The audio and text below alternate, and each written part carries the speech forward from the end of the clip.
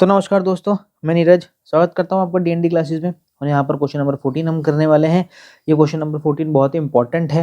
मतलब इसमें जो आपको फिक्स असेट्स, करंट असेट्स और ऐसे करंट लायबिलिटी, ये सारी चीज़ें यहाँ पर वो आपसे पूछ रहा है। तो उसके लिए आपको ये जानना ज़रूरी है कि फिक्स असेट्स क्या होती है, करंट असेट्स क्या होती है, करंट लायबिलिटी क्या होती है, वर्किंग कैपिटल क्या होती है। यहाँ से देखो इंपॉर्टेंट इसलिए ये क्वेश्चन इंपॉर्टेंट मैं बोल रहा हूँ क्योंकि यहाँ से क्या है, जो छोटे छोटे क्वेश्चन है ना, वो बहुत अपन को मतलब आ जाएँगे। अगर अपन ने ये क्वेश्चन कर लिया ना, तो एग्ज़ाम के अंदर जो छोटे-छोटे क्वेश्चन आएँगे, 2 मार्क्स वाले क्वेश्चन आएँगे या ऑब्जेक्टिव में जो क्वेश्चन आएँगे, जो करंट असेट्स, करंट लायबिलिटी से रिलेटेड है, वो वाले क्वेश्चन हम बड़े आसानी से कर लेंगे।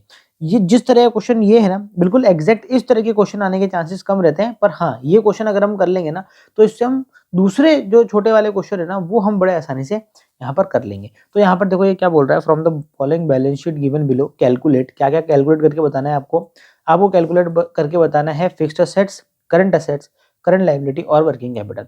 ये सब चीज़ें कैलकुलेट करने के लिए आपको सबसे पहले तो पता होना चाहिए कि फिक्स्ड असेट्स क्या होती है, करंट असेट्स क्या होती है, करंट लायबिलिटी क्या होती है और वर्किंग कैपिटल क्या होती है। तो मेरे दोस्तों, फिक्स्ड असेट्स क्या होती है? फिक्स्ड असेट्स की अगर मैं बात करूँ, तो अगर मैं बिल्कुल अपनी देसी भाषा में बात करूँ, तो भैया वो चीज़ें या वो आपकी संपत्तियाँ, वो आपकी असेट जो कि लॉन्ग टर्म के लिए रहने वाली है, बोलूँ तो 1 साल से ज़्यादा वो असेट्स क्या रहने वाली है आपकी, आपके पास में रहने वाली है। जैसे क्या हो गई? जैसे बिल्डिंग हो गई आपकी, ठीक है? आपका फर्नीचर हो गया और आपका मशीनरी हो गई। हम कोई भी, जैसे आप बिज़नेस स्टार्ट करते हो, उसमें आपकी कोई मशीनरी लगती है, तो वो मशीनरी आप क्या बार-बार खरीदते हो क्या? नहीं, आपने एक बार खरीद ली, सालों-साल वो मशीनरी चलती रहेगी, वो जब तक चलती रहेगी, जब तक वो अब दोबारा खराब नहीं हो जाती। ऐसे ही जो आप बिज़नेस चलाने के लिए जो बिल्डिंग खरीदते हो, वो आप क्या हर साल खरीदते हो क्या? नई बिल्डिंग खरीदते हो क्या? नहीं, एक बार आपने खरीद ली, बात खत्म। तो वो जितनी भी संपत्तियाँ, जो भी एसेट आपने परचेज़ करी है और वो लॉन्ग टर्म के लिए परचेज़ करी है, वो तो क्या हो जाएगी मेरे दोस्तों, फिक्स्ड असेट्स हो जाएगी। और करंट असेट्स बिल्कुल इसका उल्टा, यानी ऐसी एसेट जिनका टर्नओवर लेस देन 1 ईयर है, जो कि 1 साल से कम चलने वाली है, वो सारी की सारी क्या कहलाएगी? आपकी करंट असेट्स कहलाएगी। जैसे जैसे मेरे दोस्तों, यहाँ पर हो जाएगा आपका डेटर। डेटर्स वो लोग होते हैं जिनको आपने क्रेडिट पे क्या करा होता है? गुड्स सेल करा होता है। इसे हम असेट इसलिए बोलते हैं क्योंकि इन्होंने अभी तक उस जो हमने गुड्स इनको सेल कराया है, उसका अभी तक हमारे को पैसा पे नहीं किया है। तो लीगली देखा जाए तो इनके पास में जो असेट पड़ी है, उस असेट की ओनरशिप इनके पास में अभी तक ट्रांसफ़र नहीं हो पाई है, क्योंकि वो इन्होंने उसके बदले में हमें कुछ पे नहीं करा है। जैसे ही वो पे कर देंगे, उस असेट पर पूरा का पूरा राइट किसका हो जाएगा? वो जिसने हमारे से परचेज़ करा है उसका हो जाएगा। तो डेटर वो लोग बाग हैं जिन्होंने हमारे से क्रेडिट पे गुड्स क्या करा है? परचेज़ करा है। तो इसीलिए ये किसमें आ जाएगा भैया? करंट असेट्स में आ जाएगा। ऐसे ही आपका स्टॉक, स्टॉक भी करंट, हम रेगुलर बेसिस पे माल खरीदते हैं और फिर उसको कंज्यूम कर लेते हैं, फिनिश गुड्स बना देते हैं, फिर दोबारा से माल खरीद लेते हैं। हम सालों एक बार ऐसा थोड़ी ना होता है कि हमने एक बार माल खरीद लिया, अब तो भैया 4 साल की गई। नहीं, नहीं, नहीं, आप हर बार खरीदते रहते हो। कुछ बिज़नेस तो ऐसे होता है जिनको डेली बेसिस पे माल खरीदना पड़ता है और उससे वो फिनिश गुड्स बना के बेचते हैं। तो ये कांसेप्ट आपके दिमाग के अंदर रखना और इससे हम यहाँ पर सॉल्व करेंगे। तो देखो सबसे पहले तो आपको क्या बोल रहा है? सबसे पहले ये आपको बोल रहा है मेरे दोस्तों कि बता दो कि आप फिक्स्ड असेट्स, अब इस क्वेश्चन में देखो फिक्स्ड असेट्स कहाँ-कहाँ हैं?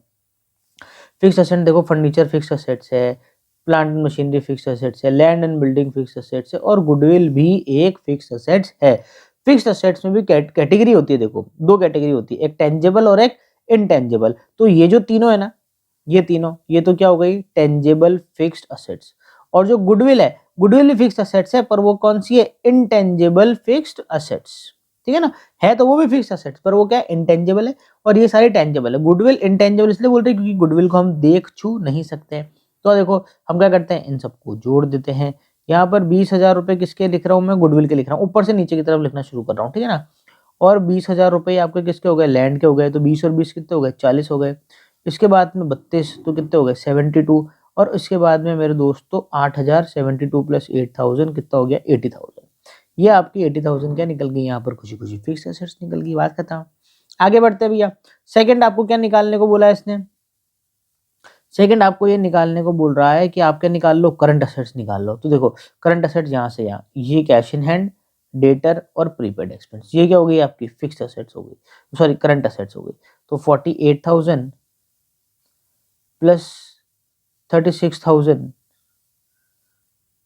प्लस 400, तो मेरे दोस्तों ये कितना हो जाएगा? ये हो जाएगा 84,400। ठीक है? अब आगे बढ़ते हैं भैया, 2 आइटम निकल चुके हैं आपके, ठीक है ना।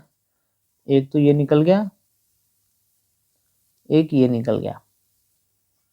चलो भैया आगे बढ़ते हैं यहाँ पर थर्ड पॉइंट की तरफ, जिसमें आपको ये बोल रहा है करंट लायबिलिटी। अब जैसे करंट असेट होती है ना, बिल्कुल वैसे ही करंट लायबिलिटी होती है, यानी वो लायबिलिटी जिनका टर्नओवर लेस देन 1 ईयर है, जो आपको पे करनी है 1 साल के अंदर अंदर। यानी या तो कुछ महीनों में हो सकता है, या कुछ ही दिनों में क्या करनी है आपको, पे करनी है। जैसे डेटर का अपोजिट कितना हो जाएगा, क्रेडिटर। क्रेडिटर ऐसे लोग होते हैं जिनसे आपने क्रेडिट पे गुड्स क्या करा है, आपने गुड्स परचेस करा है क्रेडिट पे, तो आपको उसकी अमाउंट तो चुकानी पड़ेगी थोड़े दिनों बाद में। तो भैया ऐसे लोगों को क्या बोलेंगे, हम क्रेडिटर बोलेंगे। या कोई आउटस्टैंडिंग एक्सपेंस हो गए, यानी वो एक्सपेंस जो आपको पे करने हैं पर आपने अभी तक पे नहीं करे हैं। या फिर क्या हो जाएगा मेरे दोस्तों, बैंक ओवरड्राफ्ट हो जाएगा। बैंक ओवरड्राफ्ट क्या होता है, आपने क्या करा, आपके बैंक अकाउंट में जितना पैसा था उससे ज्यादा पैसा क्या कर लिया, विड्रॉ कर लिया, तो उसे हम क्या बोलेंगे, ओवरड्राफ्ट, है ना, ओवर विड्रॉ। अब देखो यहाँ पर करंट लायबिलिटी में क्या क्या आ जाएगा, देखो क्रेडिटर करंट लायबिलिटी में आ जाएंगे, एक्सपेंसेस अक्रूड करंट लायबिलिटी में आ जाएंगे, बैंक ओवरड्राफ्ट क्रेडिट में आ जाएगा, करंट लायबिलिटी में आ जाएगा। इसके बाद में देखो लॉन्ग टर्म शुरू हो जाएगा, जहां से लॉन्ग टर्म स्टार्ट हो जाएगा वो करंट का पार्ट नहीं है। तो यहाँ पर क्या कर लेते हैं अपन, 42,000 लिख लेते हैं किसके, ट्रेड क्रेडिटर के। एक्सिस अक्रूड ये हो जाएगा भैया 3,200 रुपये, तो आ जाएगा 45,200 रुपीज हो जाएगा। और उसके बाद में हम 4800 भी क्या कर देंगे, जोड़ देंगे।